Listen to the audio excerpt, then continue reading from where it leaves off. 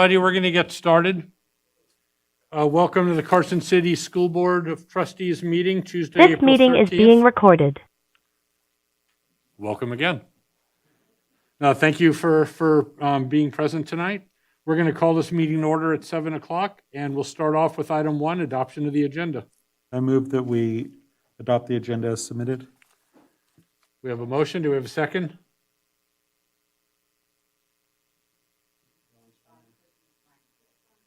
Don, okay. Trustee Carini, second. Do we have any discussion? No discussion from the board. Would you have any comments by chance? We have public comment from Miles. Miles, you are unmuted. Please state your name for the record. Yes, my name is Miles Humphreys. Yes, Can I Miles. go? Miles, I'm sorry, we can hear you. Awesome. So, I just have a couple questions as to why this school board doesn't have the kids in school 5 days a week. Hey, Miles, I'm sorry, Miles, I didn't mean to interrupt you. I apologize. Right now we have an action item, and we're going to open it up for general public comment, which is item 6 on the agenda. Right. So if you could just hold on for a few minutes, and we'll get there, and we'll give you a chance to speak on that. Well, before we get to public comments, the meeting is now open to public to attend in person, correct? The meeting is open to attend, provided we still have the social distancing guidelines and whatnot that are in place for our county and our state. Right. Well, last week or 2 weeks ago, it was closed due to NRS 241-020. Am I correct on that?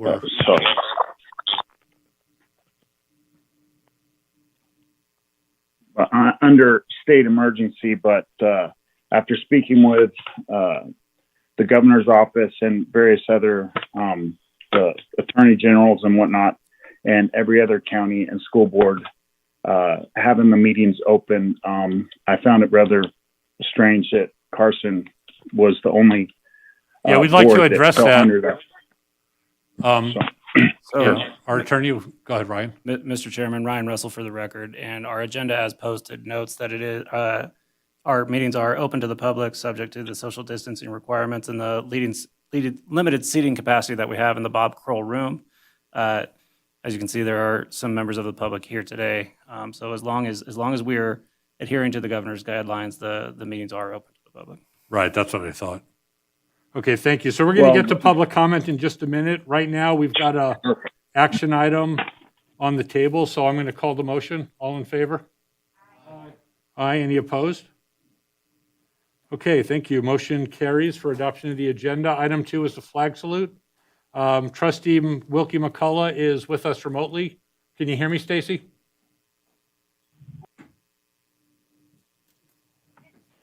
Can you hear me? Yeah, go ahead. Why don't you lead us in the flag salute?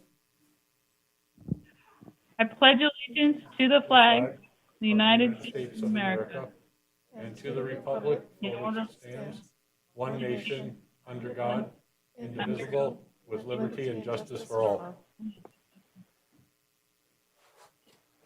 Okay, thank you. We're going to move to item 3, superintendent report. This is for information only. Superintendent Stokes. Thank you, Mr. President. Good evening, members of the board and also members of the public. If you had a chance to listen to the governor's report just a few minutes ago at 5 p.m. this afternoon, he had a statement that is essentially dealt with 3 of the topics that the gentleman wishing to speak on public comment this evening. And I thought it would be important for you folks to know about it if you didn't get a chance to hear it. He did say that by June 1st of this year, it's the goal of his office to see 100% reopening of the state of Nevada. Now, he did mention that that would include no specific requirements based on social distancing, but he did make a point to say that masks would still be mandated. He also said that it was his intent, as long as the counties had submitted a plan of mitigation, that they would be able to essentially receive local control over all mitigation conditions associated with COVID-19. And really what that means is that instead of the governor operating under those conditions of emergency directives, it would now be given to the counties to manage those conditions. And then also he mentioned, and this pertains specifically to school districts, that local school districts on May 1 would be able to also manage those events associated with COVID-19. Again, stating that masks must remain, but we would have some opportunities to reduce those conditions associated with social distancing. Obviously, this will impact the end of the school year, especially as we're looking at activities such as prom, athletics, graduation, and so forth. I'd also like to announce that there's a gentleman in town by the name of Mike Smith. He's a retired educator, and he has created a series of conversations that he invites local folks to attend. And tomorrow evening at 6 p.m. until 7:30 p.m. at the Union, he's invited a group of our national board certified teachers to present the information. And so those folks have asked me to attend, just to be there to speak for the district, as it were, if there are any questions pertaining to district operations. And the topic that they'll be speaking on are the challenges that our teachers have experienced or that are associated with teaching during the pandemic. So I let you know that in case you'd like to go down and hear what some of our folks have to say. Then on Friday, the State Superintendent of Instruction, Joan Ebert, had asked to visit some of our schools. And so she'll be accompanied to visit Pioneer High School and Bordewick-Bray Elementary on Friday. And so we look forward to having her in our district. And Mr. President, that ends my report. Thank you, Superintendent Stokes. We're going to move on to board reports, item 4, and we'll start off with Carson High School.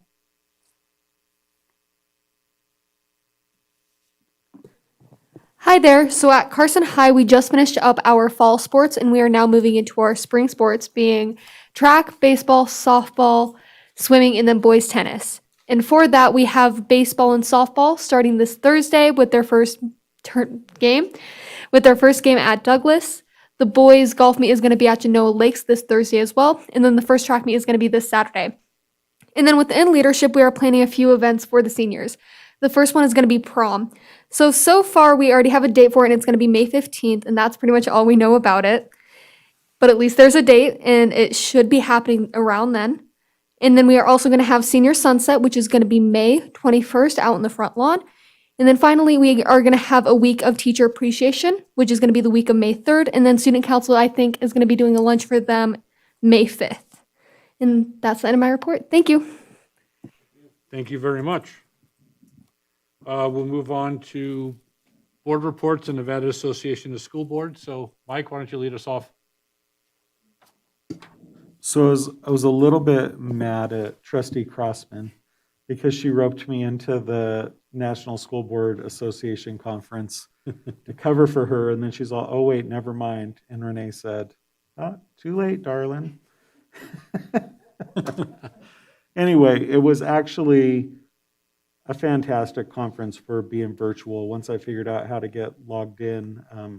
But a lot of great information about happiness, and one of the messages that really resonated with me is that we focus so much on the average, and sometimes we just need to look at these kids for where they are and build them up from there instead of comparing them to everybody else. And so I think that this is a time that we're really going to have to dig in with our educators and kind of meet the needs of kids. And it was just a real timely message, I felt.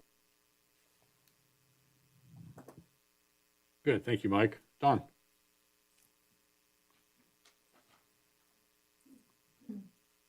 I have just an announcement from the Carson High School swim team.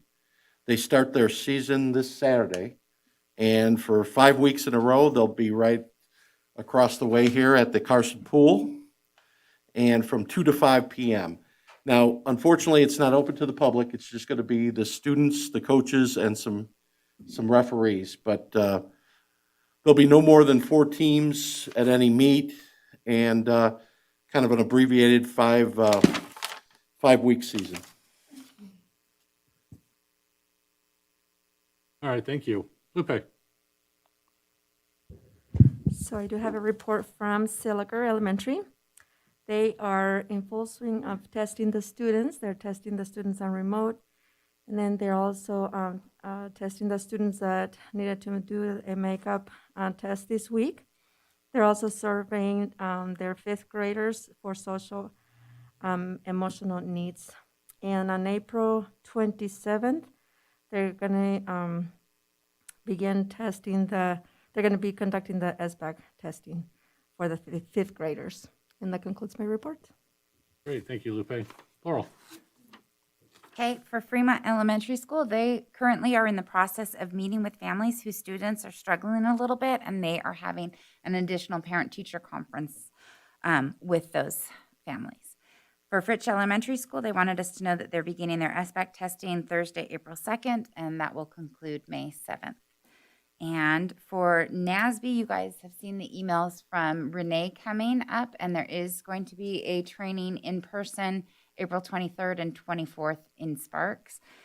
If you have attended the new board member training, and basically Saturday's training is going to be governance. So because we all did the Silver State governance, I'm going to say you guys should enjoy your Saturday rather than doing more governance training. But Friday night is going to be open meeting law training, and that one is recommended. So that concludes my report. Okay, thank you very much. Richard? Yes, at Carson Middle School, they started their SBAC testing this week. They're encouraging the students to get a good night's sleep, eat a good healthy breakfast before they come to school, and to try their best on the test. They also wanted to remind people that they can get a free meal at school. And they are, I'll start over. They're beginning to host the planning for the hosting a drive-through promotion ceremony for 8th graders at 10 a.m. on June 4th. And the students to participate are required to pass all classes, have all necessary credits, and make sure they do not owe any outstanding fees to the school. At Boardwalk Bray, they started the MAP testing this week for K through 5 for both math and ELA. And the SBAC assessments for grades 3 through 5 will begin the week of May 3rd and May 10th. And then due to the COVID restrictions, Boardwalk Bray will not host a kindergarten or 5th grade promotion ceremony this year. That's my end of my report. All right, thank you, Richard. For Pioneer High School, I have 7 items. Pioneer High School School Improvement and Leadership Team held a Zoom meeting yesterday, which I believe was 2 days ago now, I apologize, to pilot the new school improvement plan to be used next year. Students, staff, and parents participated in giving feedback about areas of improvement for the school. Pioneer Academy is still accepting applications for full-time online learning for grades K through 12 for the 2021-22 school year. The deadline is April 23rd, and you can find the application on their website. Carrie Jordan and Jeremy Lewis made visits to Carson Middle School last week to inform 8th graders about their option to attend Pioneer High School. They wanted to thank Miss Danielle Langham for wearing the Panther mascot suit. And then Pioneer High School started a volleyball club on Tuesdays and Thursdays after school and a roller skating club on Wednesdays and Fridays after school. Kids are excited to have on-campus activities to participate in, and they've seen a good turnout for both. Pioneer High School's Improvement and Leadership Team held a Zoom meeting to pilot the new school performance plan to be used next year. And let's see, I want to make sure I don't repeat anymore. I think that'll do it for Pioneer High School. Before we move on to association reports, so I don't forget, I did want to just make mention of something a bit sad and ask for a moment of silence. But one of our retired employees passed away recently. Graciela Nagel, known as Gracie. She was an employee with the Carson City School District for 22 years and retired in 2015. And she passed away on March 27th. So if we could just take a moment of silence, I would appreciate it.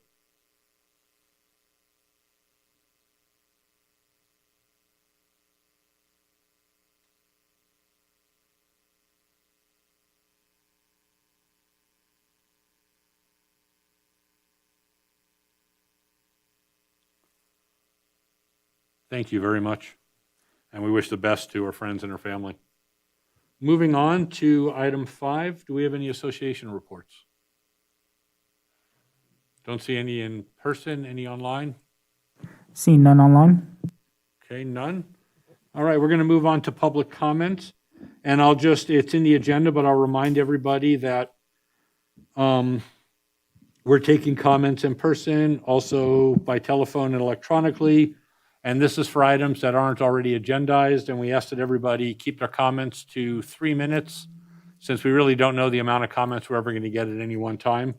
And if we have an item that has a lot of public comment, we ask that you not just simply repeat comments from the person before you, because we'd like to get as much new information as we can.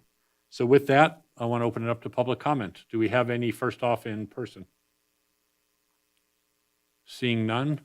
Do we have any online? We have one comment online. Miles, you are unmuted. Please state your name for the record. Yes, it's Miles Humphreys for the record. Thanks, Miles. Sorry to keep you waiting, but please. No problem. So, a couple weeks ago, I spoke to every school district out there, and pretty much all of them are at the directive of CISLAC, being in school K through 6, 5 days a week, and I just think that this board owes the community an explanation of why they deem it necessary to do Tuesday through Friday and not get our kids in there as much as possible. I mean, Carson's lacking in education on many different levels, and having that extra day can help immensely for the parents and for the kids. So that was the first thing that I want to address. And then the other thing that I want to mention, kind of dovetailing that, is Douglas County is killing it. They got K through 12. They don't have any spikes. They don't have any problems.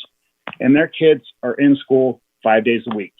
So if anything, I would say that Carson should probably take notes from Douglas, because they're doing a great job down there. And it seems to be benefiting the kids on all kinds of different levels. And also, I want to ask, what science does mask have for health and safety? Because if the school district wants to get in depth with it, they could go on the CDC website and notice that it doesn't do anything. And there's actually a lot of things that says that wearing the mask does a lot of social anxiety. It does a lot of lung pneumonia and all kinds of other stuff. And there's another thing. What law is in the NRS for mask wearing in public, and let alone for the children in the schools? And just because CISLAC says so, there's no law that enforces it. He's not any longer.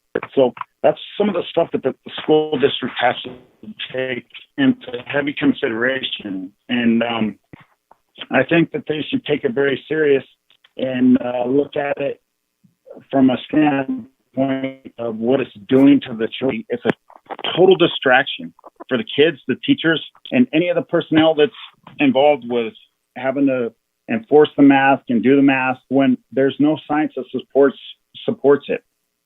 So those are just some of the things that I want to bring up. But most importantly is, just as quickly as the school district implemented all the rules and put the kids out of school, they could just as quickly put the kids back in the school and make it 5 days a week.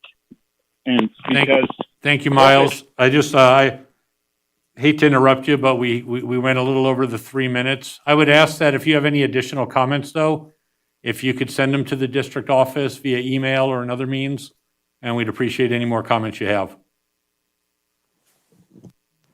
See no other public No other comment public online? comment online? Renee? No public comment, Mr. Cassiopo. Oh, okay. All right, well, thank you, everybody. We are going to move on to item 7. Presentation on Western Nevada's Safe Routes to School program to include Nevada Moves Week and Bike to School Day. And this is for discussion only, and I believe we have Kelly Norman.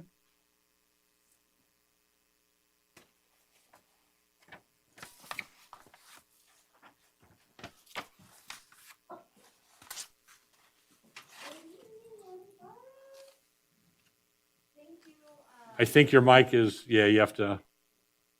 Thank you, everybody. My name is Kelly Norman. I am the Safe Routes to School coordinator here in Western Nevada. Western Nevada Safe Routes to School covers Carson City, Douglas, Lyon, and Story counties. And I'm here tonight to re-engage with the Carson City school community. Can you just move the microphone a little closer? They're having trouble hearing you. Sorry. That's okay, thank you. You guys are all wearing masks, so I thought I should wear masks too. Okay, while I'm speaking, and I will speak into the microphone. So Western Nevada Safe Routes to School covers Carson City, Douglas County, Lyon County, and Story County. And so I'm here tonight to re-engage with the Carson City school community and announce some May events and to highlight some of the safety campaigns and outreach activities we've done over the last year or so.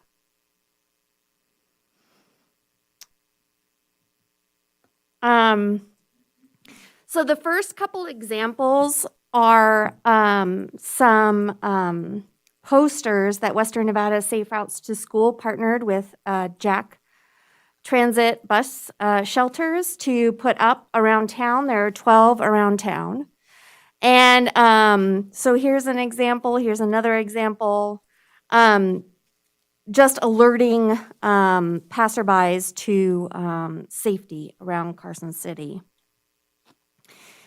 Those two posters were actually done by students in schools in Las Vegas. And so that gave us the idea to have our own pedestrian safety poster contest here in Western Nevada. We announced it at the end of last year, and we had several participants. We just printed the final posters, and there were 3 winners from different age categories. So this, and I have all the 3 winners for you tonight too. This is Aiden Jacklitz. He's age 12 from Dayton Intermediate. All 3 of the winners were from Lyon County. This was a winner. It was so really funny. This is Zuleika Hernandez. She was the winner in our 5 to 9 category. And she's from Silver Stage Elementary. So with each poster, we asked the participant to develop their own safety message along with it. And Zuleika's was, "Don't walk on the street when cars don't see you." So, and our final winner in the older category was Ashton Schneider, age 17. This was a really professional poster. I was really impressed. So there was a teacher in Lyon County in the high school that had her students as a project make these pedestrian safety posters. So we got several posters from her students, and this one was really, really good. So we're going to be putting these posters up around Carson City, Douglas County, and Lyon County. Something else you might have seen too, Western Nevada Safe Routes to School developed a Slow for School Zones campaign. We put these banners up on Jack buses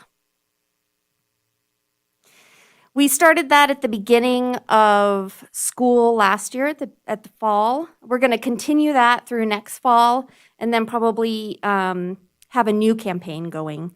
If there's any suggestions, I would love suggestions. If there's anything that the schools are gearing up towards, we can do that too. We'd love to work with you on that. So the Nevada Department of Transportation developed a series of banners in 2021. This is the first banner. These banners I'm putting up in Carson City, Douglas County, Lyon County, and eventually Story County. But these posters are going statewide. It's a statewide safety campaign for school zones.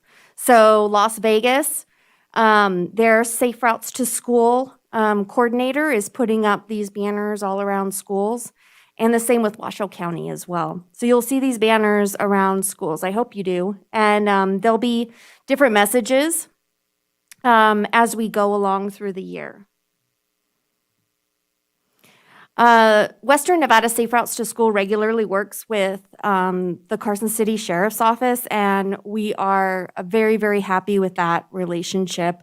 The Carson City Sheriff's Office is very involved in safety in school and has taken some of the pamphlets from Western Nevada Safe Routes to School, gives them to students, gives them to drivers driving through school zones, and reminding people to use crosswalks, to drive safe and slow in school zones. And their presence there at school zones is a deterrence in itself too. But they're there to educate and engage with students and with parents too. And that's something that Western Nevada Safe Routes to School is prepared to support them with and is very happy to do that. So Carson City Public Works and Western Nevada Safe Routes to School reviewed the school zones within Carson City that had not been reviewed since 1992. That happened in the fall, and we removed, edited, and put up over 200 new signs across Carson City. We extended some of the geographical school zones and extended the school zone hours. And along with that, we did our best to engage the public with education campaigns and outreach. And we got a lot of feedback, and you might have gotten a lot of feedback along with that too. If you would like to talk off the record, there's, I'd be happy to talk about that. There are some new reevaluations as we go forward with school zones that with school beacons on larger roadways and speed feedback signs. So I'd be happy to talk with you more about that. The Carson City Safe Routes to School Master Plan, we talked about this last year. It was approved and was highlighted in the Nevada Planner last fall. And the article was entitled "A Holistic Master Plan for Safe Routes to School in the State Capitol." The Safe Routes to School Master Plan highlighted many engineering projects which Western Nevada Safe Routes to School cannot by itself pay for, but has highlighted engineering projects that will benefit those vulnerable users, pedestrians and bicyclists around Carson City, and where we need those improvements. So we have some events coming up in May. Muscle Powered is sponsoring Bike Month all the month of May with some virtual and some in-person events. And Nevada Moves Week will be May 3rd through 7th. So what usually happens with events like that is I'll reach out to the PE teachers who sort of my go-to people in the school district, and I'll plan with them some kind of event for Nevada Moves Week or Bike to School Day, May 5th, the Wednesday in the middle of that week. So whatever the schools are up for as far as activities. I know that this has been a very difficult, unprecedented year, and in-person activities, something that Western Nevada Safe Routes to School usually encourages and enables, hasn't really been possible. And so, we're willing to have alternatives to that too. We did have a Walk to School Day event in the fall where students and teachers, and this is an assistant principal at Fritch, they walked with masks to school as well. So, it's really nice to hear that things are moving forward, and we're starting to have events and group activities, sports activities. We're starting to be able to have a safe outlet for people to get together, because that socialization is really a big part of Western Nevada Safe Routes to School, and learning how to bike and walk to school and be safe while doing it. This is just some fun pictures of Bonanza. Over 2,000 people participated last fall in Bonanza, and Western Nevada Safe Routes to School is out there handing out goodies, and it was a really fun event. So other Western Nevada Safe Routes to School plans, we have all of our May activities and events with Nevada Moves Week, Bike to School Day, and then Bike Month activities with Muscle Powered. Western Nevada Safe Routes to School is launching a webpage, which will be a centralized way for teachers, administrators, parents interested in Western Nevada Safe Routes to School to receive information on Western Nevada Safe Routes to School and events. I'm really looking forward to growing the Western Nevada Safe Routes to School Champion Program. So champions are paid champions who go to schools and have Walking Wednesday programs. They're out there encouraging kids to walk certain days of the week, or bike to school days, or they're out there in the community every week engaging with schools. And so that's something that we really backed off on this last year. And hopefully we can start growing that again as schools open up and allow more people in. Another thing that I'm looking forward to are travel tallies. So travel tallies are just a matter of the teacher asking the students, how did you get to school today? Did you walk? Did you go in a car? Did you take the bus? And that we have some information from the drone footage from the Safe Routes to School Master Plan on average how students got to school. But it's really good to have a continuous data set of how kids are getting to school. So I'd like to continue that in Carson City as well. And so I'd be happy to take any questions that you have or ideas. No, first of all, I just want to say I appreciate you being here. It's been a while, but I recall, back when we volunteered and we all rode together. This is a long time ago, several years back, where we got all kids together and community members, and we rode to a couple of the different schools. And it was just a nice way to bring the community together and get that message across about, bike safety and all that stuff. So thanks for everything that you guys do. And I want to open it up to the board if anybody has any questions or comments. Richard?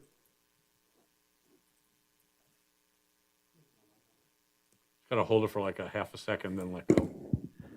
Yeah, I'm just going to echo kind of what Joe was saying. just want to thank you guys for all the work you do. It's the best interest of everybody to keep our kids safe naturally. And in the past life, I worked with the program before, and they always was willing to participate on different days that we had set aside. And I just wanted to express my appreciation for everything you guys do.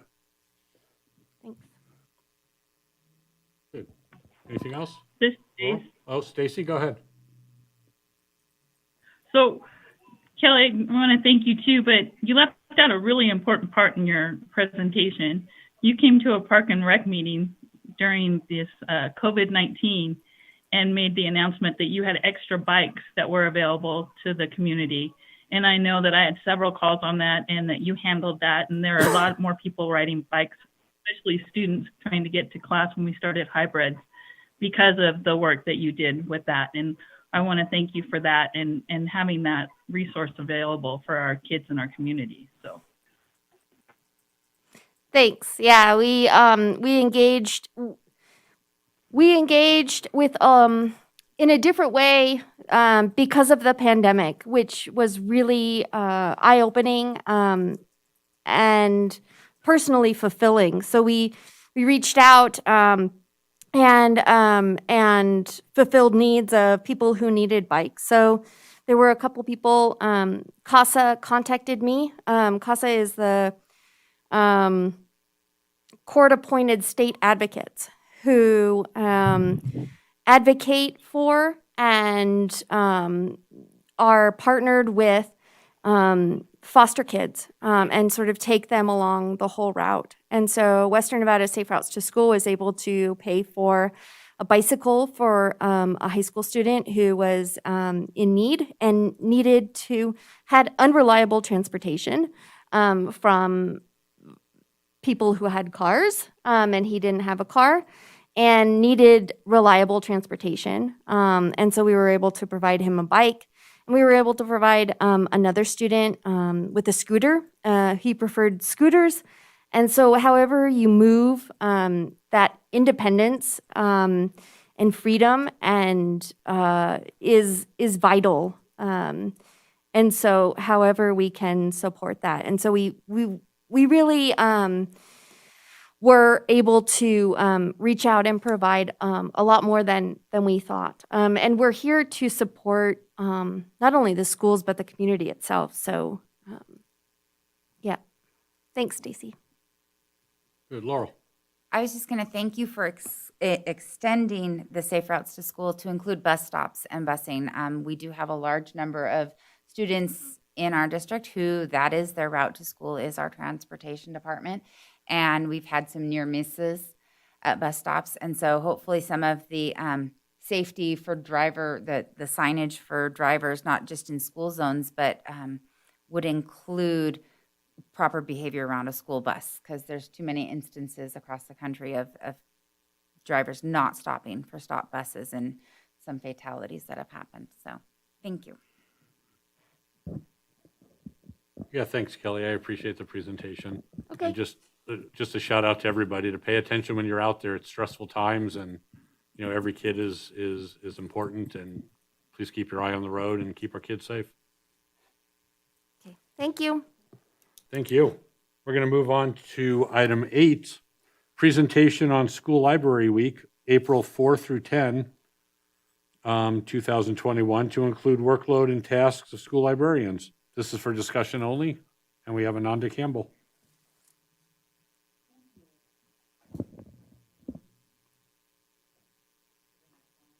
No. Got it. And Okay. you just have to pull it close. Okay. Thank you, President Cassioppo, members of the board. I really appreciate the opportunity to be here tonight and talk about the role of school libraries and librarians here in Carson City School District. April is National School Library Month, and so Mrs. Fuson and I thought this would be a good time to come in and talk about what we're doing in the libraries. I'm going to start off with celebrating our elementary librarians and kind of giving you an idea of kinds of things that they've been up to. For anybody outside of this room, if you would like to follow along, I have the bit.ly address at the top right corner, bit.ly/CCSD/SLM 2021 for Carson City School District School Library Month 2021. And you can find this presentation there and have access to the hyperlinks as well.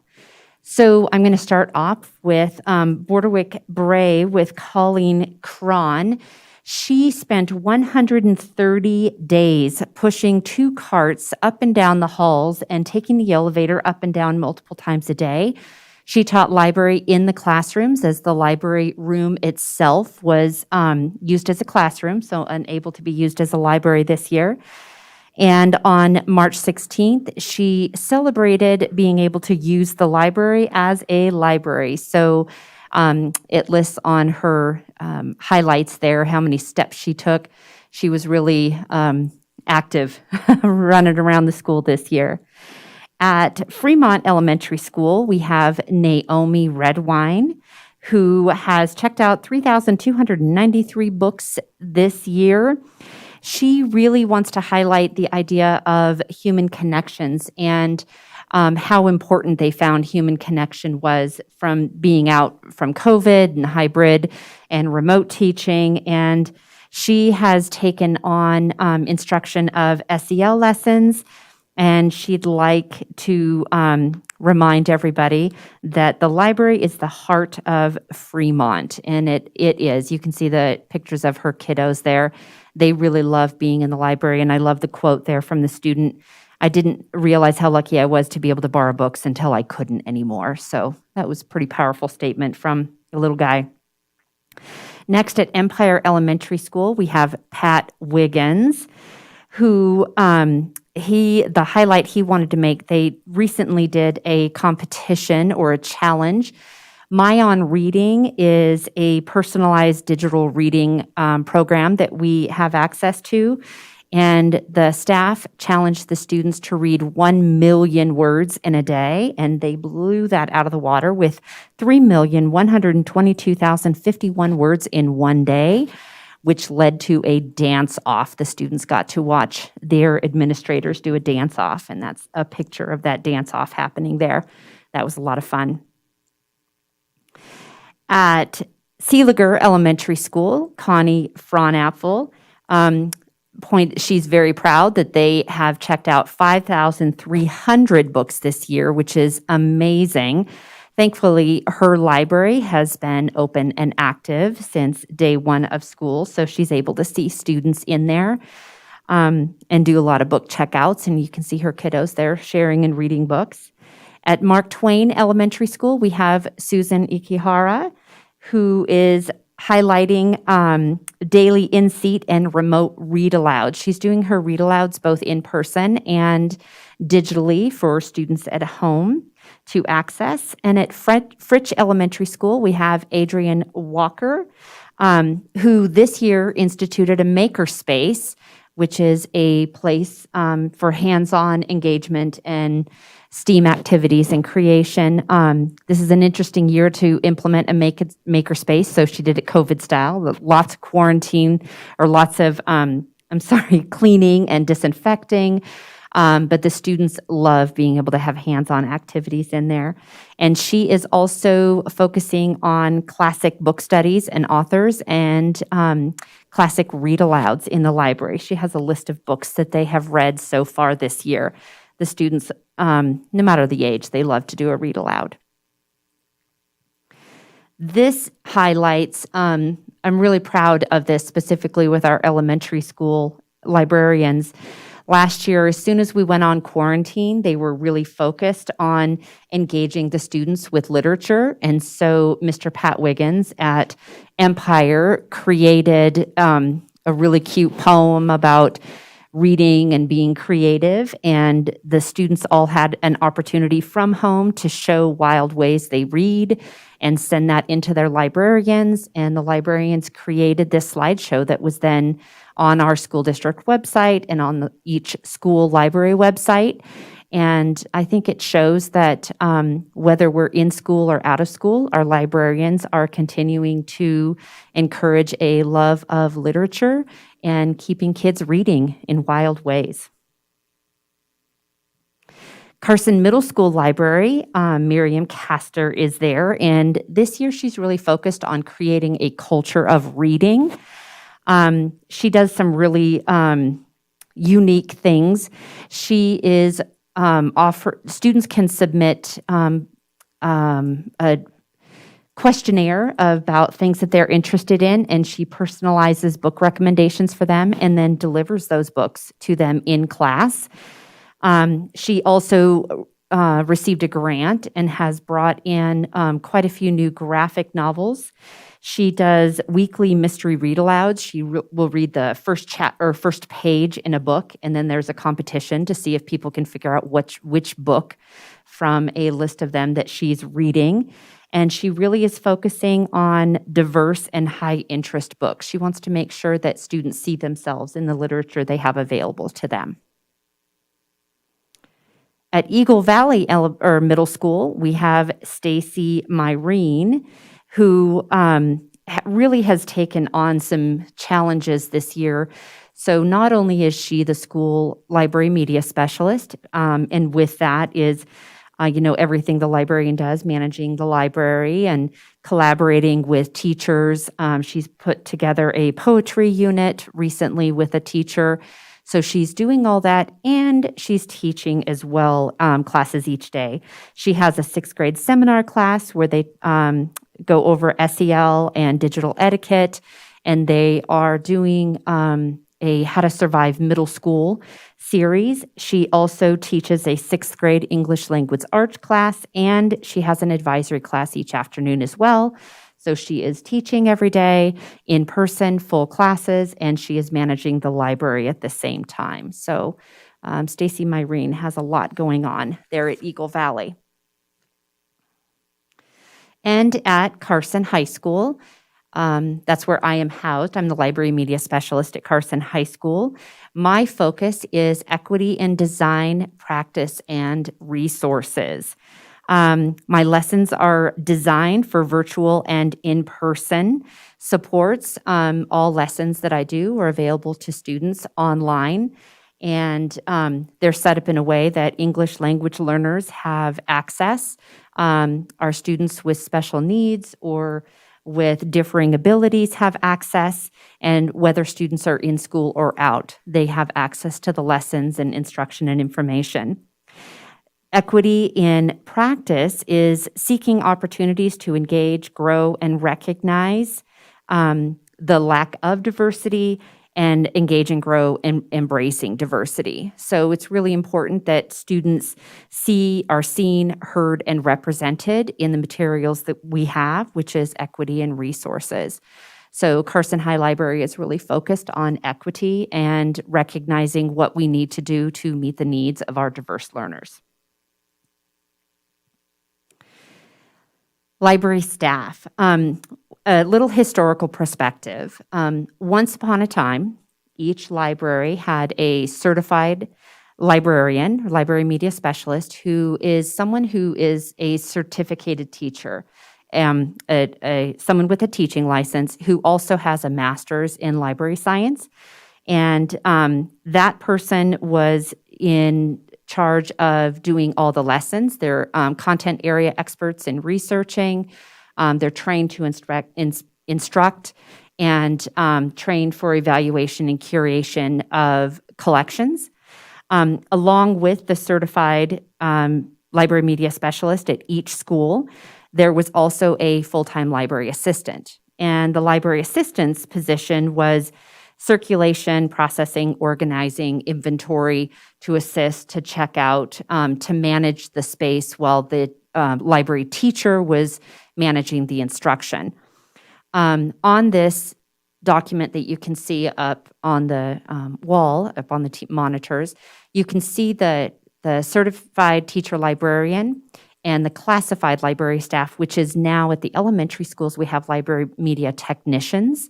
instead of library assistants, because over time, the certified teacher librarians are now only at the secondary schools. The elementary schools have library media technicians, and there is one staff member at each school. So once upon a time, it was 2 full-time staff members. It is now 1 full-time staff member. The boxes in the middle are really the bulk of library programming, supporting literacy, educational programs, SEL, social emotional learning support, supporting families with technical support, and connecting community. The library media technicians are doing everything that they did at one time, but they are also now providing library instruction. They provide information literacy, media literacy instruction, SEL support, and SEL instruction. And they are also doing all of the other items that at one time the certified library media specialist would do as well. And on top of that, so now instead of having 2 positions, we have 1 position who does all the librarying. We also are the first line of tech support. We have with Chromebooks, because we now are 1-to-1. So the Chromebooks are one of the many library resources. So the libraries are in charge of managing those resources with checking out, circulation, collecting at the end of the year. Prior to this year, the elementary schools, they had a class set of Chromebooks, and so the repairs weren't very heavy in elementary schools because they were really just kept in the classroom. Secondary had heavier tech support needed with repairs, and so we have an excellent collaboration with the Department of Innovation and Technology here at Carson City School District. We have a full-time IT support person at Carson High School. There is a IT support person who splits between both middle schools, and then we have 2 that split between the 6 elementary schools.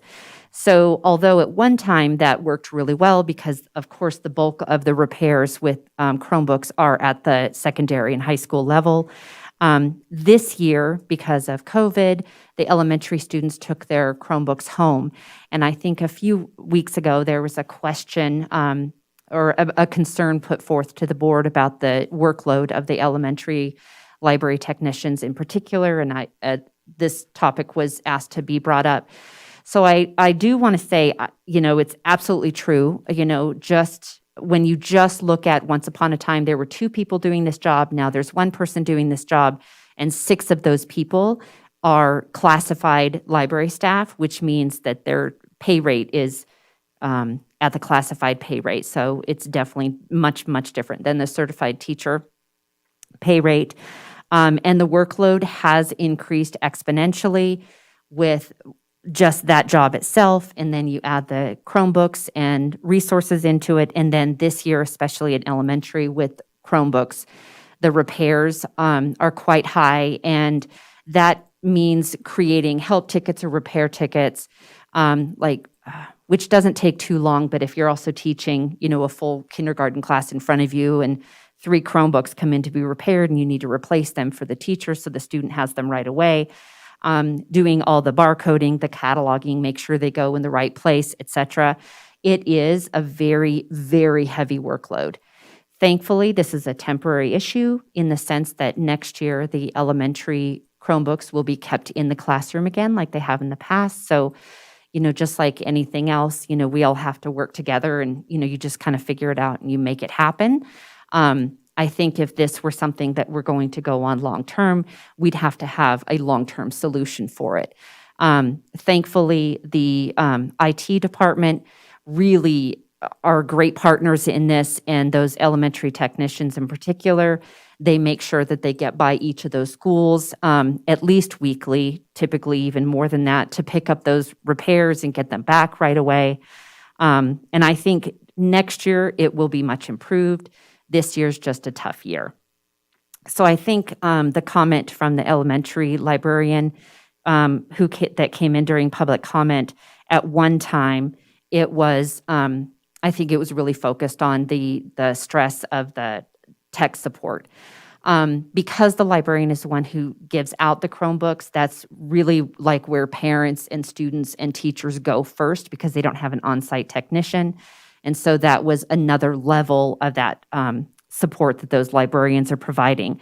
It happens as well at the secondary level, but I have additional support at my level that I can go to and get help with. So the elementary workload is heavy, and another concern they have is, they don't have the benefits of the certified teachers as far as like prep time. It's up to each school whether or not the principal gives them the same prep time other teachers have. And I'll say the principals are very supportive. But I think sometimes that the librarians fit into an interesting category because they're classified employees, yet they do similar work to the certified employees. They do the same work as the other specialists specials at the elementary school level. As far as instruction goes, they don't do grading because they're not certified, but they do the same work as far as instruction. And on top of that, they're managing the library as well. So it's a fair concern that she brought in. And I do have to say, we do have a plan for improvement in the beginning.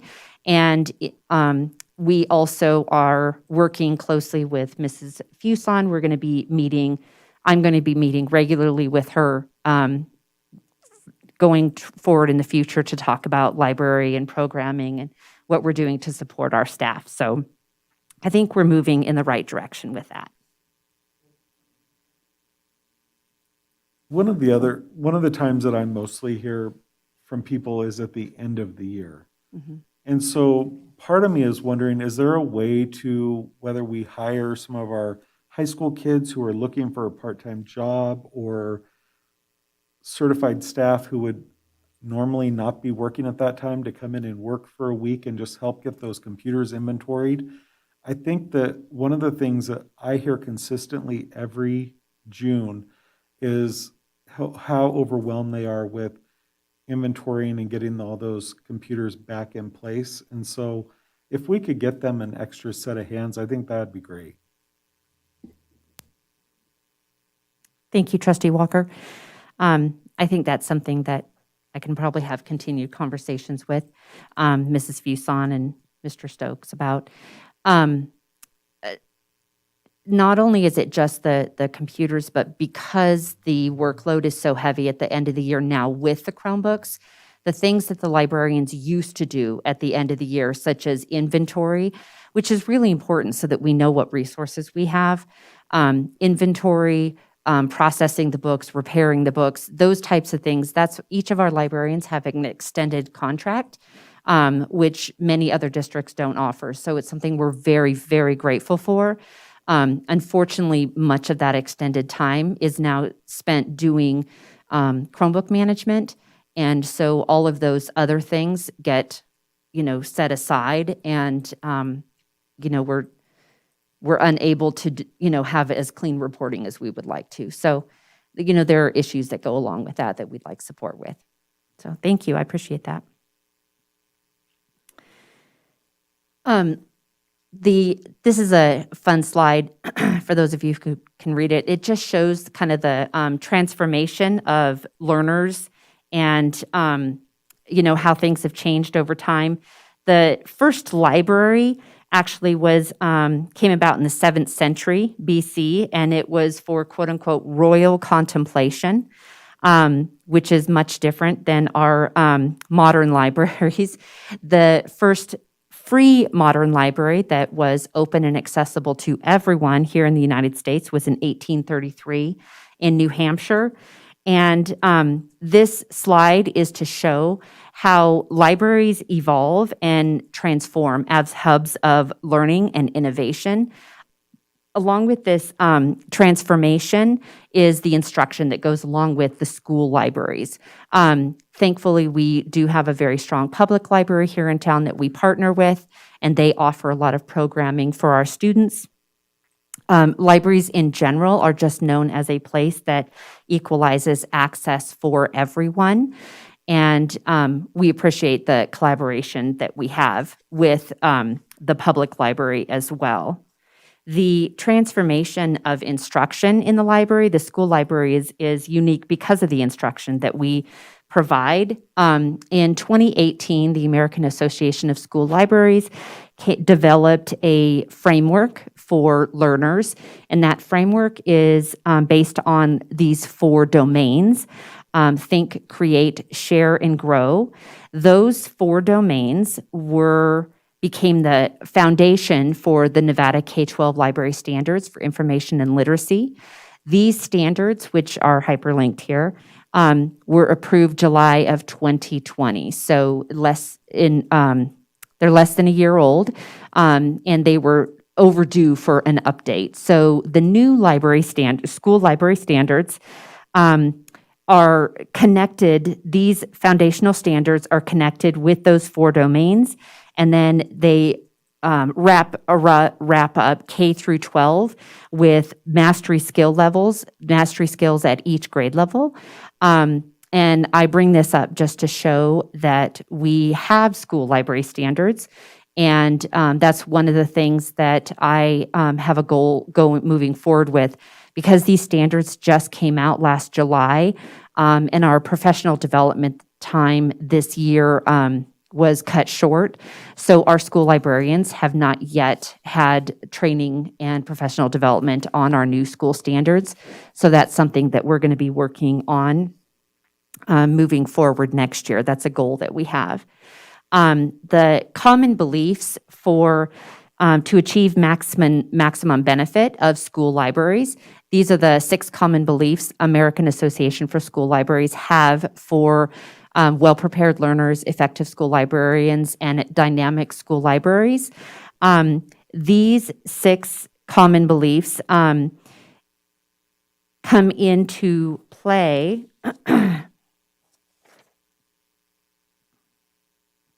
with these next slides, because I love a research study, probably almost as much as Bridget Gordon, who was here talking about school counselors. These 6 beliefs come into play with school libraries and student achievement.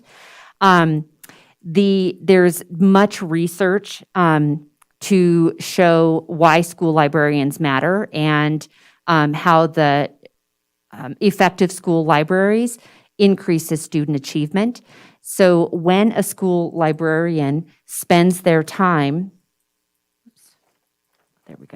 when the school librarian spends their time focusing on instruction and collaborative planning with teachers, serving on school leadership committees, facilitating the use of technology, and supporting reading, literacy, and incentive programs, the school student achievement rises. There is a strong positive relationship between school libraries and the quality school libraries and student achievement. So on these slides, I have some solid research studies to show those, and anybody who's interested can click on any of that and read some great research. Research also shows that feeling like you belong at school is linked to higher levels of emotional, physical well-being, and academic performance, which, to wrap around back to the beginning, the theme of April School Library Month this year is Everyone Belongs, and your school library is where everyone belongs.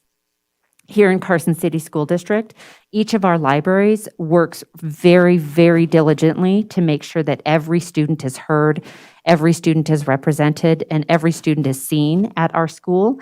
And the library is a safe space for students and staff alike. So as we celebrate School Library Month, for those of you at home, on this slide are some little snippets. I won't play these, but my favorite is the quote from Jason Reynolds. Those of you who don't know him, he's a young adult author, and I highly recommend all of his books.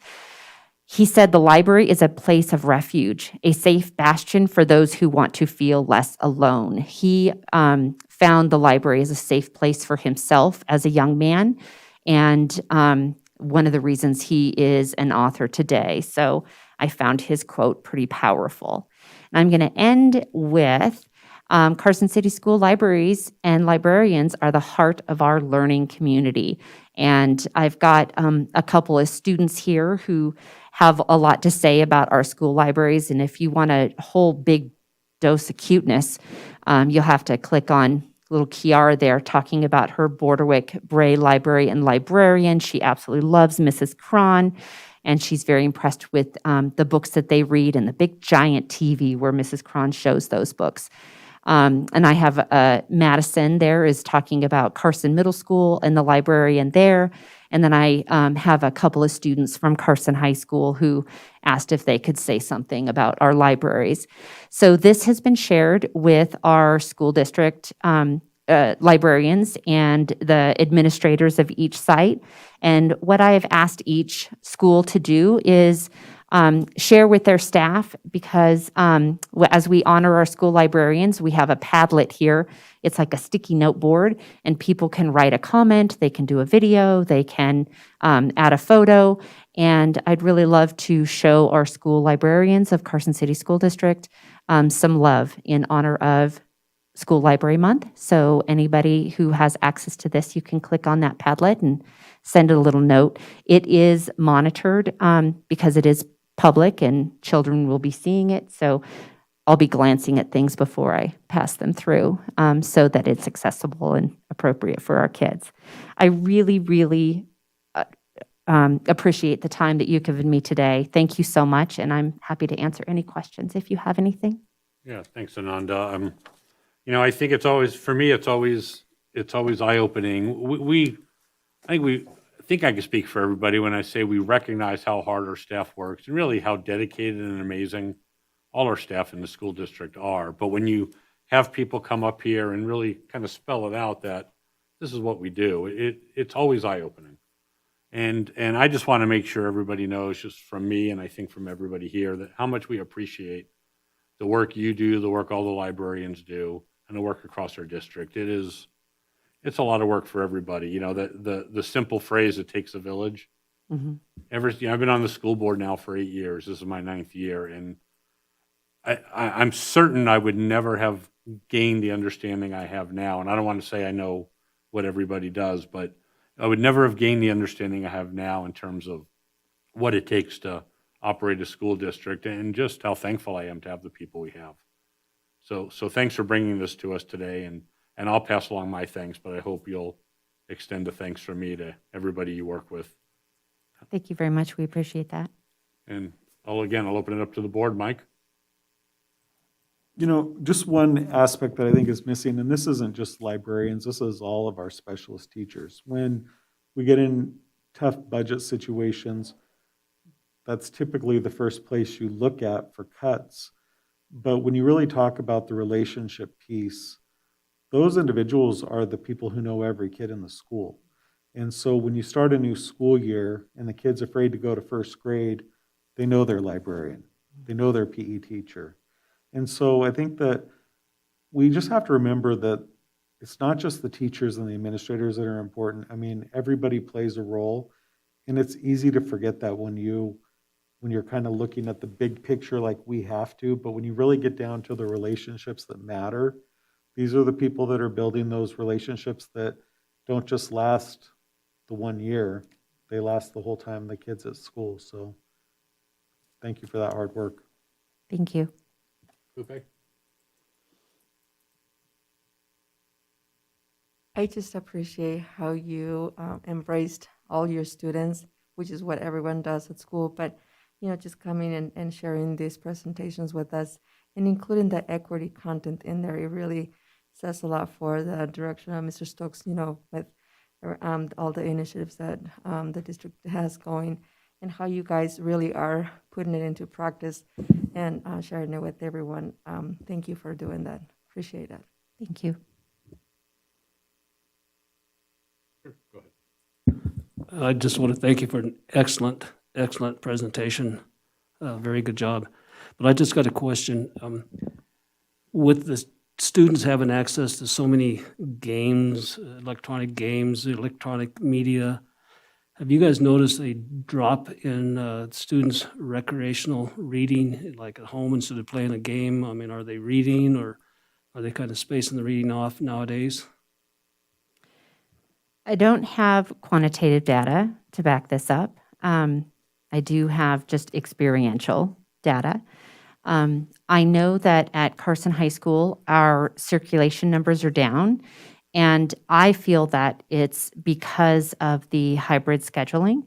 At Carson High School in particular, the teachers only see their students once a week. So to allow time from that class to come to the library that's taking away from that direct instruction time. So I'm providing a lot of instruction through the library to the students, whether it's digital or in person. But the instruction the teachers are having me provide is really information literacy, research references, media literacy, media bias, et cetera. The classes that would come in to check out books, and I would do book talks. Every time I had a class come in and I just talked about books, I mean, every book that I talked about just flew off the shelves. This year, the time to allow that to happen, I think has really decreased that type of reading. We do have digital books available as well, and we have new resources that we didn't have in the past. Due to COVID, we were able to get some things. And so those numbers have increased quite a bit, which I'm happy to see. I had my first class come in just this last week to do a required read.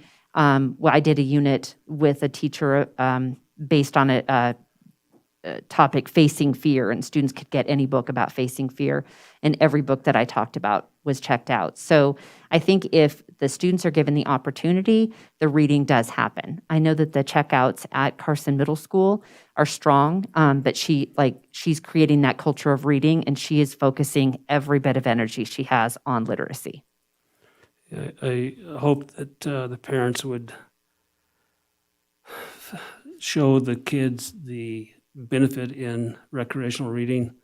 You know, I happen to be an avid reader. I read 3 or 4 books a month, sometimes more.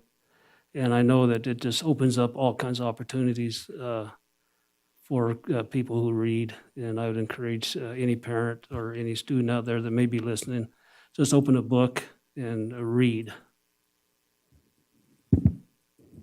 Any other comments from the board? Seeing none. Ananda, thank you again very much. Thank you very Sincerely much. appreciate your time. We're going to move on to item 9, the 2021 Nevada Legislative Update, report on items of interest relating to education. This is for discussion only, and we have Superintendent Stokes presenting.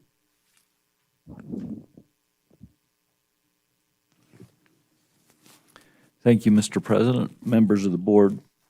In your packet, you had a list of the activities of the legislature during the last week of March and the first week of April. And this was a key weekend. And just to share a few stats with you, and again, this document is in your packet. At the time of printing this packet, there were 57 days left in the session, which is the 81st session of the Nevada legislature. There were 908 bills and resolutions that were introduced.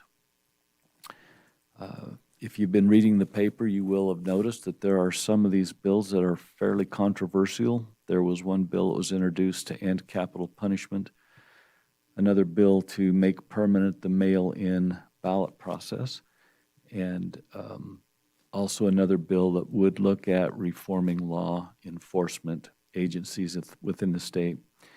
Another important thing to point out is that last Friday, the 9th of April, was the deadline date.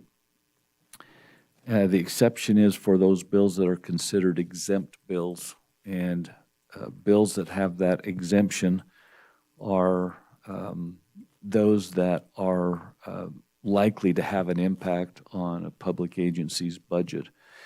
And so the bills that don't make it out of their individual committees during, or at least by that April 9th deadline, are considered dead unless they are that, have that exemption condition.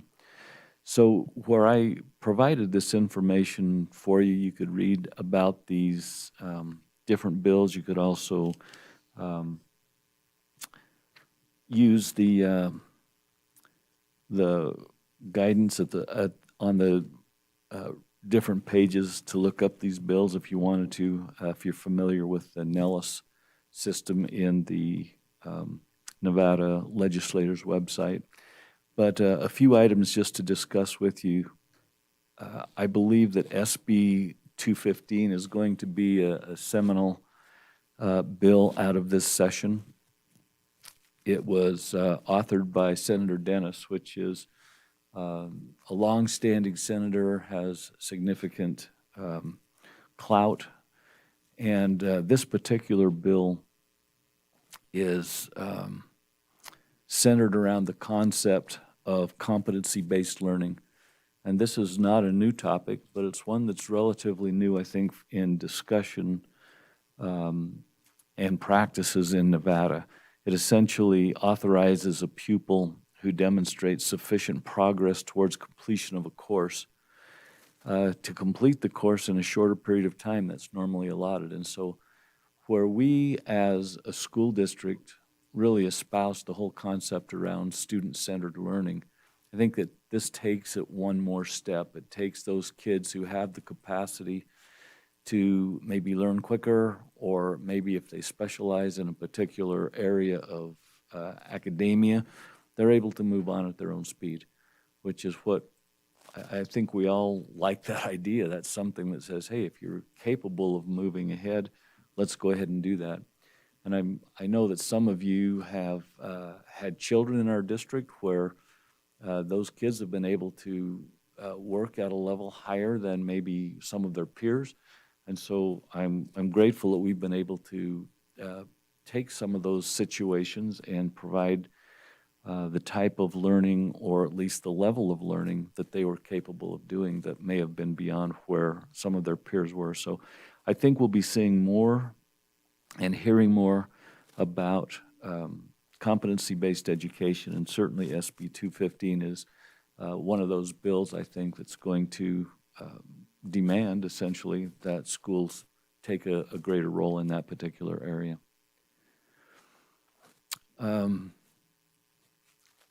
SB 194, I highlighted this one simply because it seems like in the last decade there have been a number of specialized programs or state seals that have been available or made available as a result of the legislature. You don't want to, I don't know, it seems like some of the diplomas I see have so many seals on them. It's kind of overshadowing just the idea of getting your high school diploma. But nevertheless, this is out there and makes one more opportunity for having a specialized diploma based on your course of study. I think another bill that we'll hear a lot about before the session is done is SB 173. And it is a bill that will accompany funding for summer school, and it was meant to address the loss of learning that has occurred during this school year due to the pandemic. So I expect that there will be more information on that particular bill.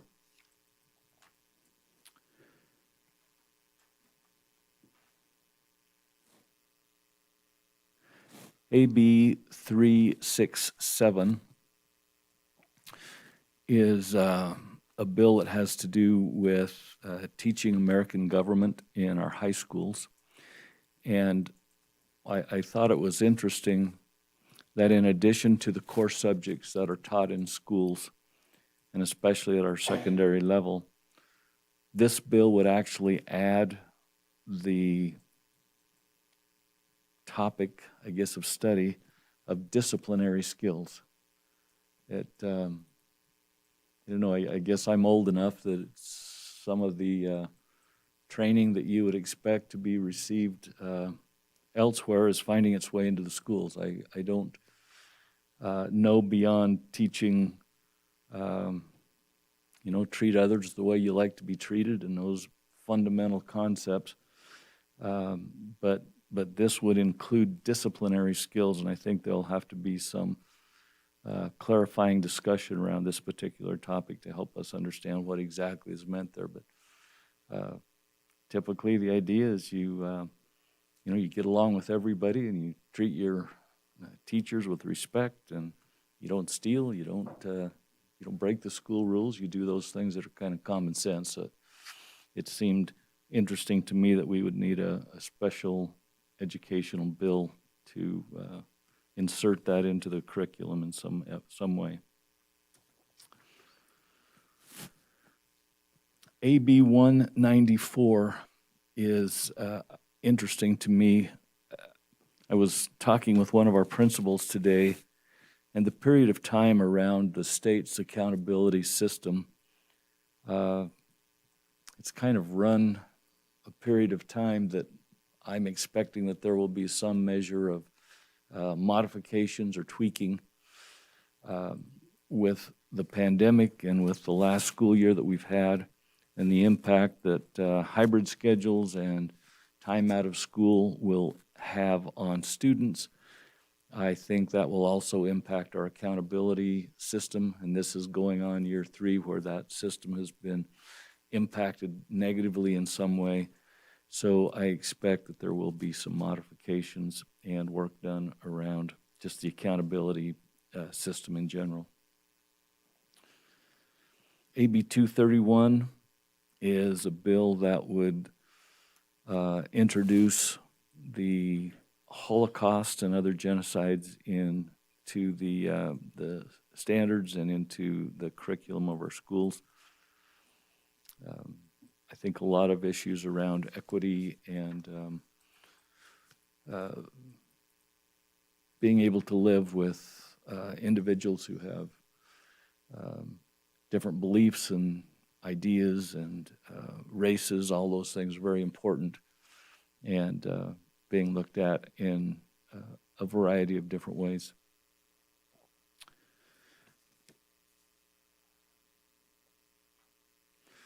SB 352 will help Dr. Delphin as he helps to grow some of our own people to move into teaching positions.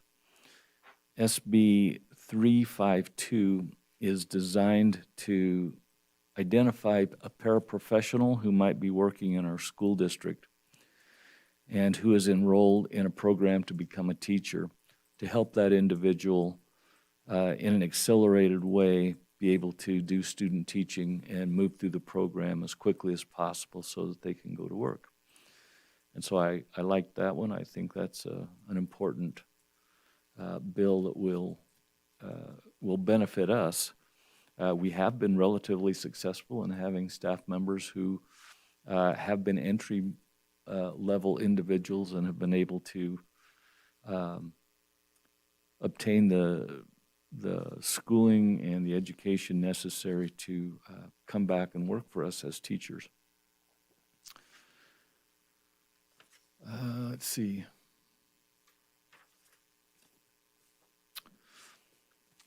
You may hear about this bill, AB 224, and it's a bill that has to do with health for our students. It provides for access to feminine hygiene products in the middle, junior high, and high schools. And I want you folks to know that we do have access to these materials in our schools through the nurse's office.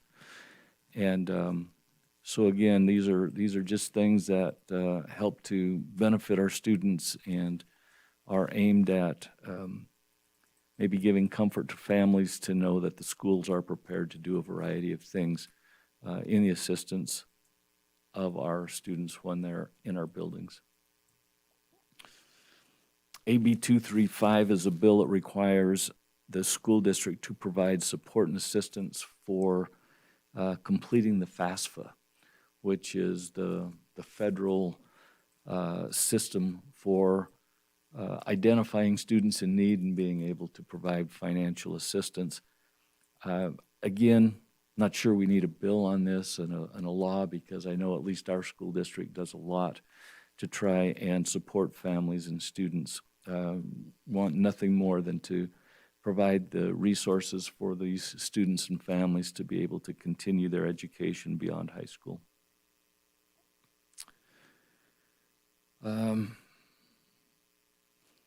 Here's another one for Dr. Delphin, AB 418. This bill would implement an exit survey for all employees who leave their employment in the school district.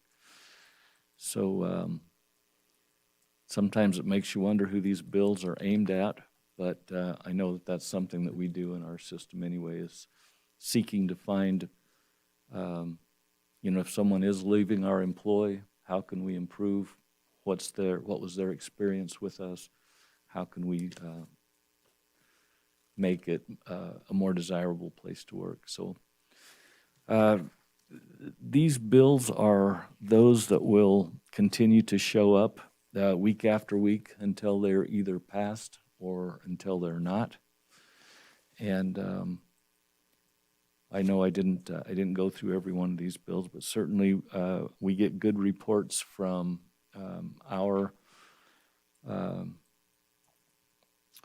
our individuals who are working to support the school districts. I know NASB has lobbyists, and they also submit information on these bills as well. So it's good for us to keep abreast of what's going on and study and certainly support these bills or testify against them, as it were.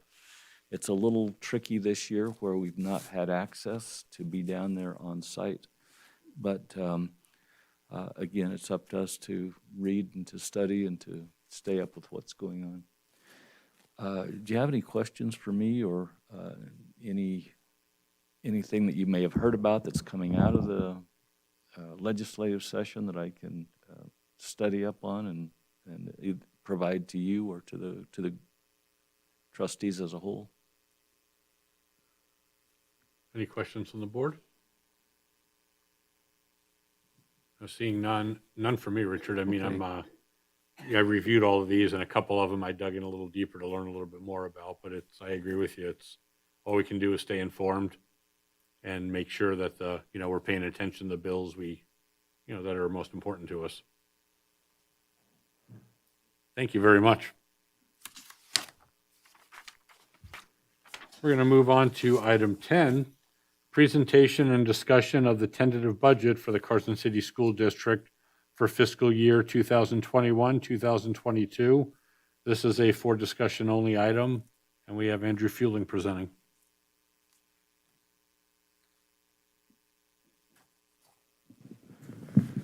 Thank you, Trustee Cassioppo. I want to start with an apology. In putting together the executive summary for the tentative budget, I was very, very kind of high level, and I realized that I didn't really talk too much about the document itself. And I said in past meetings that it is going to change dramatically from what you see tonight, and we really don't have a lot of good information, but I probably should have talked a little bit about that. So hopefully the presentation this evening will help alleviate any concerns and kind of get us through this process. So for the tentative budget, sorry, there we go. As you know, the amount of money we have is really important to building a budget. And as you know, we have had some fluctuation, not only uncertainty, but kind of uncertainty changing into different uncertainty over a period of months. So back going until about mid-December, we were of the understanding and preparation to go into the new funding formula known as the Pupil-Centered Funding Plan, or PCFP. And in what that transition would look like, we would be going into a hold harmless state. The hold harmless state at that time was changing. Every time we had a commission on school funding meeting, the number was different. So it was kind of, there was fine tuning going on, but we expected kind of by this time at least to know what that number would finally look like so we could use that.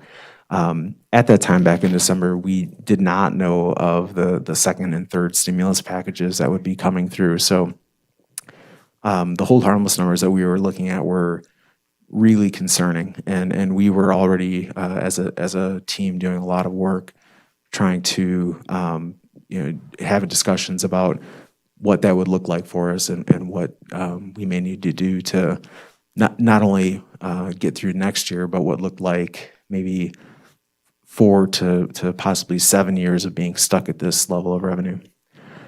On January 19th, the day after Martin Luther King Day, the governor released his budget, and which was a shock to everyone who pays attention to this. The budget included a phased-in approach to the new funding model. Over the next 2.5 months, districts were working, trying to figure out what that meant, modeling different scenarios. We had some information, but definitely not the larger picture of how it would impact all of us. Coming into March, late March, when it was still clear that we weren't going to have a lot, or early May or April even, not have a good number to work with, my counterparts and I really calling each other, like, what are you going to do? What are you doing? What numbers are you using? And no one really seemed to know. I have a good answer. So then, on April 7th, as a lot of districts had already prepared their tentative budgets, there was a subcommittee hearing. So this is last Wednesday. It's the Assembly Ways and Means and Senate Finance Committee for K-12.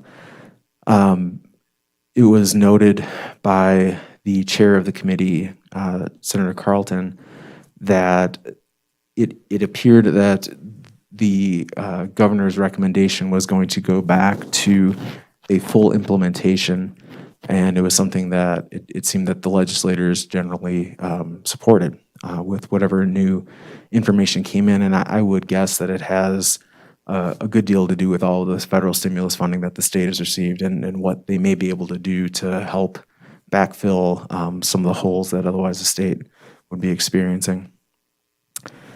So with that, in about a week's notice to coming here, less than a week, we're putting together a budget somewhat along the lines of the initial hold harmless from the pupil-centered funding plan, although with some modifications.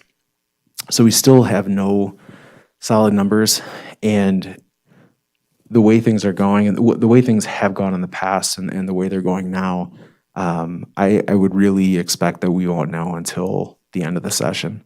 And it's even possible that they may extend the session if there's enough questions and enough concern about funding and infighting about where funds will go. So, I think the reality, and we still have a number of weeks here, but there's decisions that are going to have to be made under a significant level of uncertainty.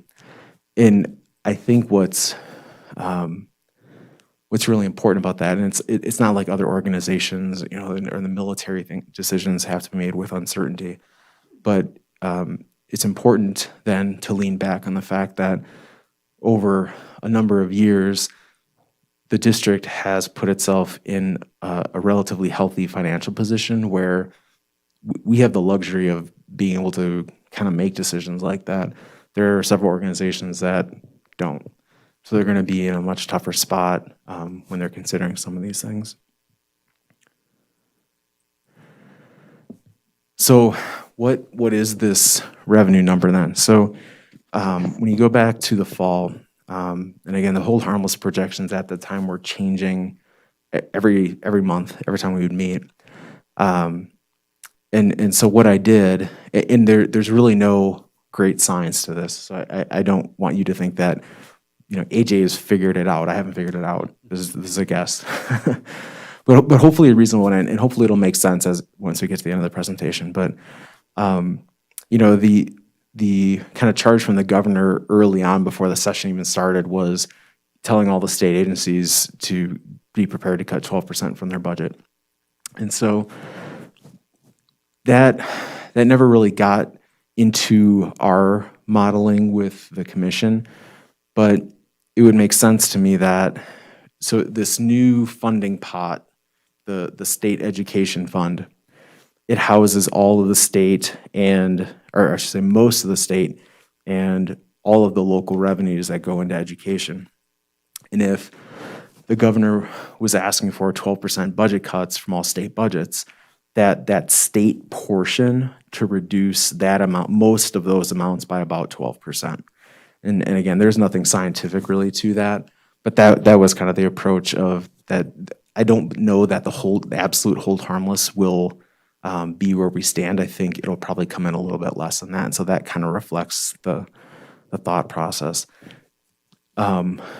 What is not included in any way in this budget is a recognition of these federal stimulus funds. So there's a couple big important things to keep in mind when you're looking at what these final numbers look like. So not only do we have 4.4 million of ESSER 2 funds coming in, which was the second stimulus package passed in December. There was the third stimulus package. There's even more funds than that coming in.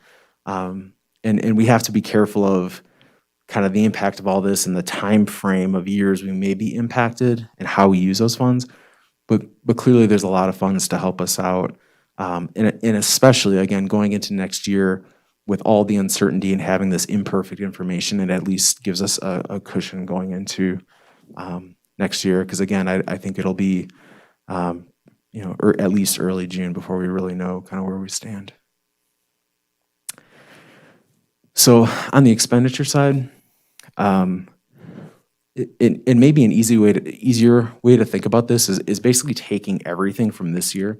If you could lift a period of time and just plant it into the future, that's kind of what this is. So it's moving all the same people, just recognizing any increases in salary that they would be due to bargaining.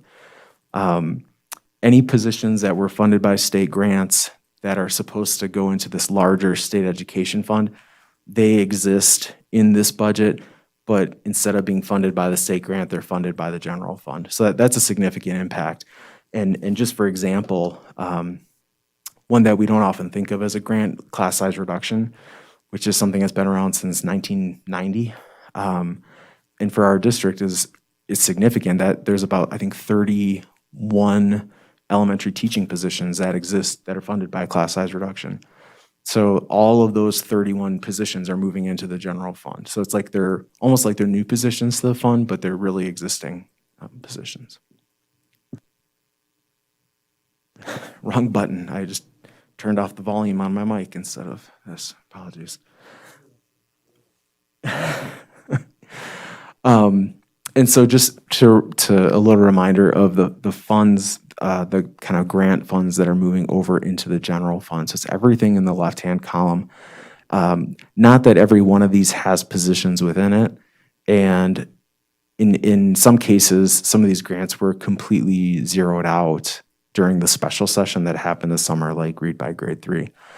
So there's no positions attributed to Read by Grade 3 at the moment.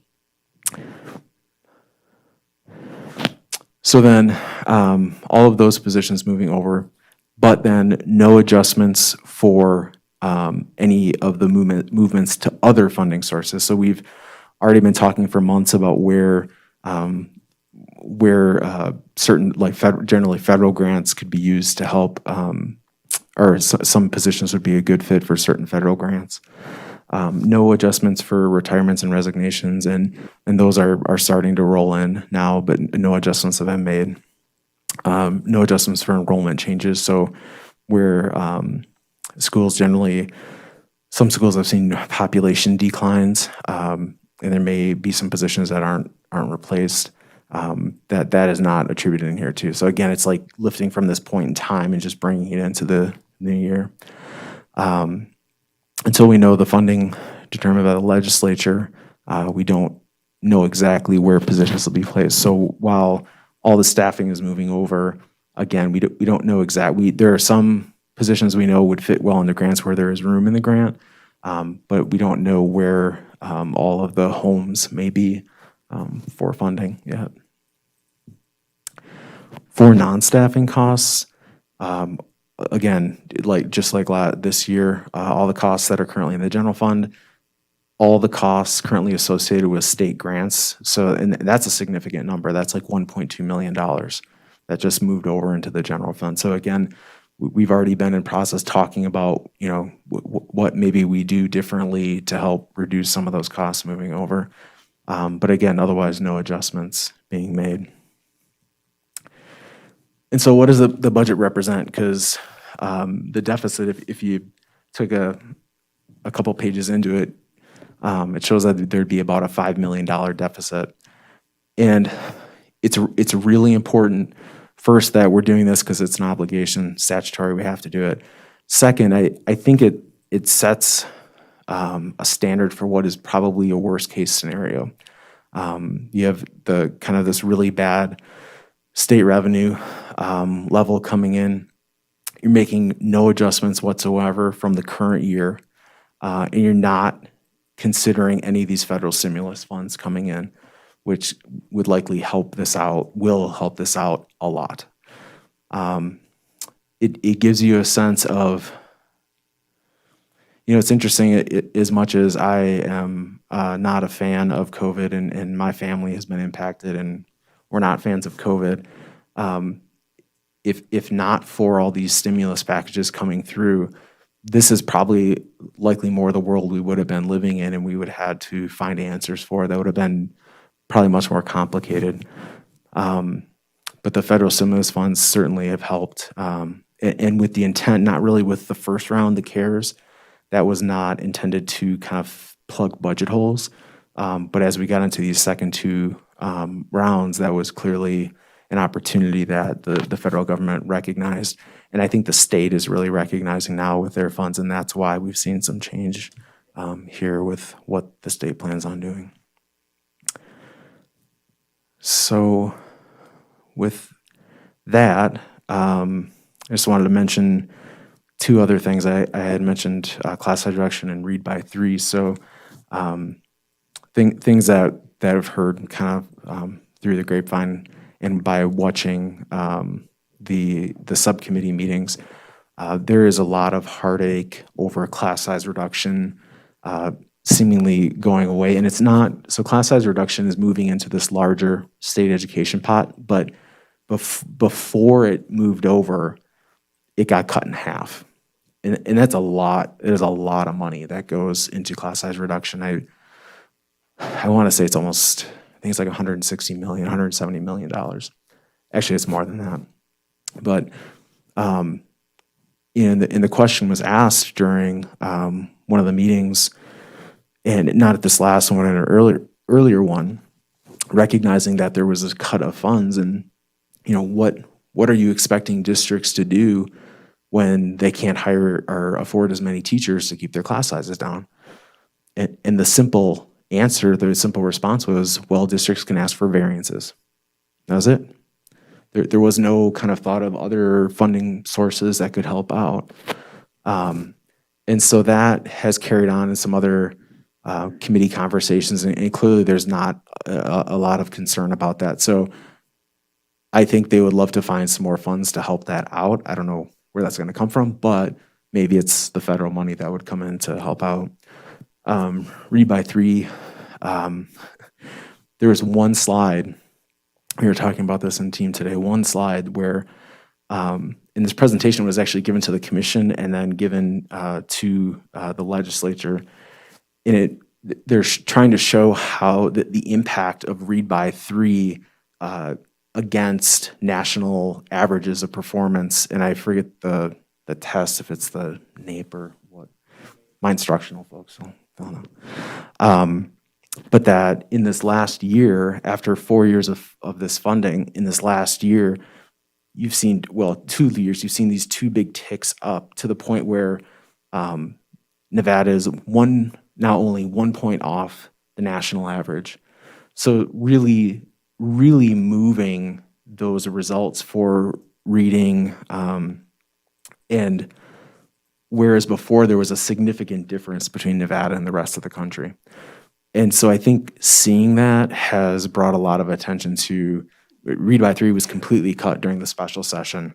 Some of the funding, I think half of the funding was restored, kind of like class size reduction, then moved over to the larger pot. And so I think in seeing that and seeing that investment really paid off, there might be some push to try to do something with that. But again, it comes down to money and the will to do these things. And clearly there's a lot of other needs within the state. So a lot of interesting conversations still to be had. But that is all I have at the moment. So the tentative budget, again, is for discussion only. It's not for approval, but I think just to, again, it is a really, really, really tentative budget. My counterpart in Washoe, I think, used my line from last year, was the tentativest tentative budget that he's ever presented. And that's unfortunate, given everything that's gone on this year. If there was one thing that could have been done to nail this down, I think this would have been the place to do it, to give a lot of people some ease in the state, but clearly that's not where we are. So, but I do feel confident about what I'm going to bring you for the final budget. There's still a lot of work to be done, but again, I feel like this is presenting a worst case scenario that I don't think is reality, because of, at a minimum, because of the federal funds that could come in to help us with any of that. So, any questions? AJ, on the federal funding, I know we don't know all the answers on that either, but we know we know what's coming to the state, or we have an idea. Are we pretty comfortable that we know how it's getting distributed through the districts? Is that pretty well known at this point? So the ESSER 2 funds, we definitely know that there's 4.4 million coming our way. And that money would be available through, I believe it needs to be obligated. Basically, I think it would get us through 2023, maybe the 23, 24, 22, 23 school year. But basically at least 2 years. And while we have not taken on that cash, I would love to, but it'll be on a reimbursement basis. So again, once we get our kind of regular general fund budget settled, it'll be a lot easier to figure out, okay, how are we going to be strategic with these funds over time? The larger pot of money then is the ESSER 3 money, which was the most recent stimulus. That one we don't have a number on yet, but it is based on the per pupil amount they're using, it's in the range of being double that amount. So we'll wait and see. I don't know.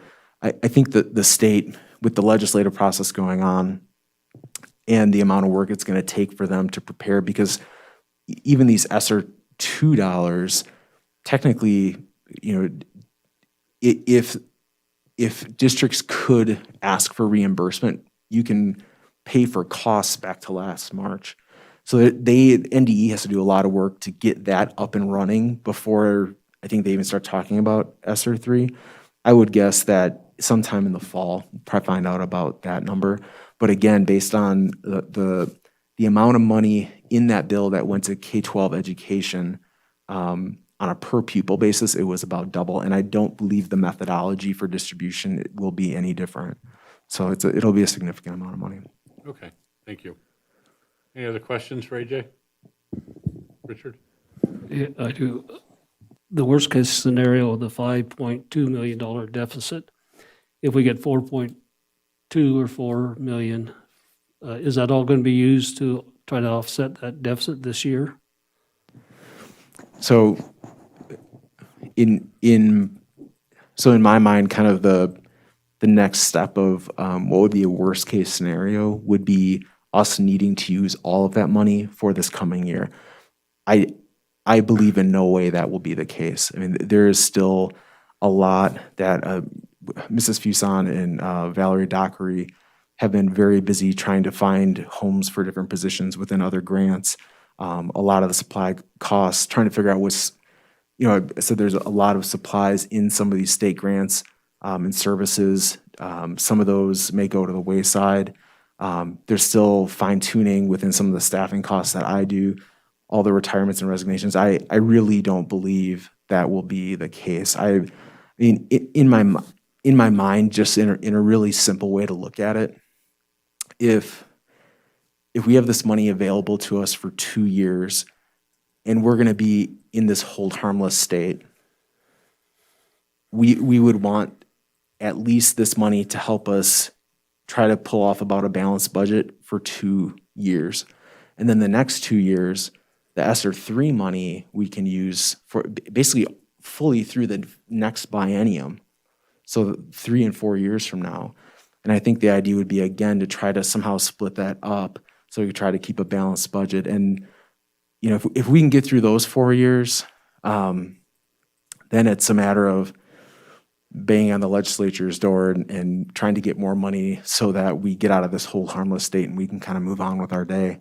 That's really where I would see that'll be a tougher point in time if the legislature doesn't come through at that point with more funds for education. Because we don't want to be in a situation, though, where we're adding a bunch of new items and new positions, and then you get to this point where the money's gone and you have a lot of heartache 4 years from now. So I think it's just a matter of really kind of split that up and be strategic with how we're managing and trying to be, keep ourselves as healthy as possible and still provide all the services and programs we want to. Yeah, I agree with that.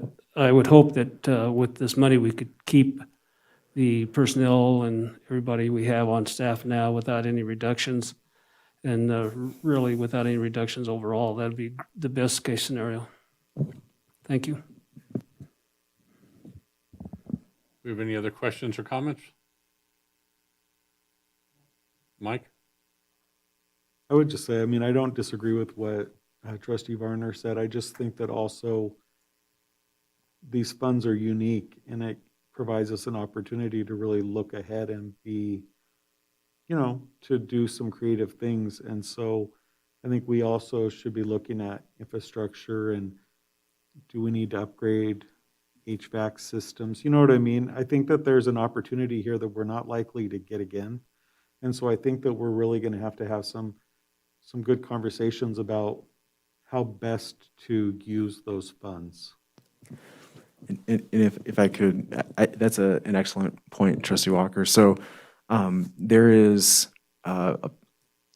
initial discussions now about a $2 trillion infrastructure bill at the federal level, focused on energy efficiency and various other things, and HVAC systems and things such as that would certainly fall into that category.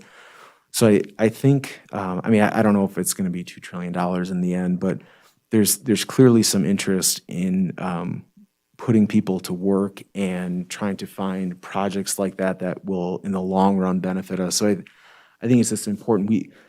We've been really fortunate with staff who know a lot about this sort of thing and a lot of board support to do things that have brought a lot of efficiencies to our district and how we operate. But clearly there's more we can do. And so I think it's, being really smart with that money, not only, thinking about kind of these operational things, but are there things that we can do with infrastructure type projects, capital type projects that will then lower our costs on the operational side. So we have a couple actual things in the works right now that we'll probably talk more about later, but that's absolutely, I think, a really smart way to think about it.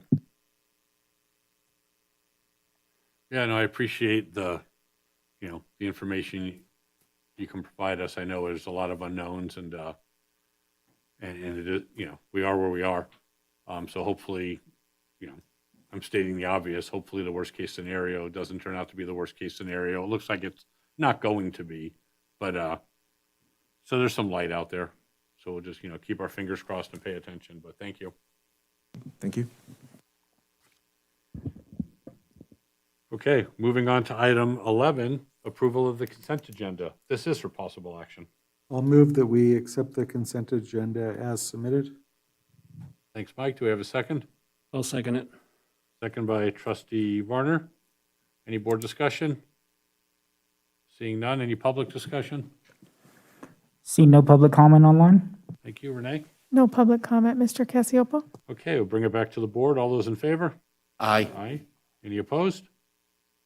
Stacy, how you doing out there? It's hard sometimes, but that's all right. Okay, motion carries. I'm hanging in there. I got kicked off Zoom, so now I'm on the phone, and so it's been technology challenging tonight, but I'm here. That's okay. We're going to go to item 12, informational items for discussion only. No action will be taken. That's in our agenda packets. Any questions about that from the board, comments from the board? Seeing none. Item 13, request for future agenda topics. I do want to comment on something. Trustee Walker earlier talked about attending the national conference and what we learned. I also attended, and I found some very interesting topics that were related to equity issues that we have been discussing. I know that we also talked at previous meetings about revisiting some of our policies. Would it be appropriate to line up an agenda item that where we can actually have the opportunity to review those policies and be able to contribute with what we have recently learned? Yeah, I think if you have some in mind, I'd be happy to coordinate with you through Superintendent Stokes and make sure we're addressing the ones in particular that you might be thinking of. Well, I certainly think that we definitely want to review the instructional materials that are, impacting the students, to make sure that we are actually applying what we are learning in these trainings to improve our policies. Yeah. No, I agree. I think that's good. So I can get with Superintendent Stokes and you as well, and let's formulate that. Let's figure out how we're going to attack that. But I think that's important. Thank you. Trustee Walker? And I would just kind of piggyback on that. One of the things on the final day of that conference, there was a session on promoting happiness and positivity and the impacts that has on success and climate and culture. And I think that even some of those principles could be implemented in our district. There was a number of people from Lyon County also at the training, and so we were texting about different ways we could use some of that in our schools. And so I think that there was some real powerful conversations and some real interesting research that kind of changes the way that kind of takes that punitive nature away from achievement and focuses on the positivity and the possibility. And so I think that it would be a good conversation, I think, to incorporate some of those things. Yeah, no, I think that's valid. I think there's a shortage of positivity these days, not so much at the district, but that would be that would be good to discuss that. I like that. Okay, anything else? Seeing none, are you okay with that, Richard? Got notes from that? Seeing none, last item is adjournment. This meeting's adjourned. Thank you, everybody.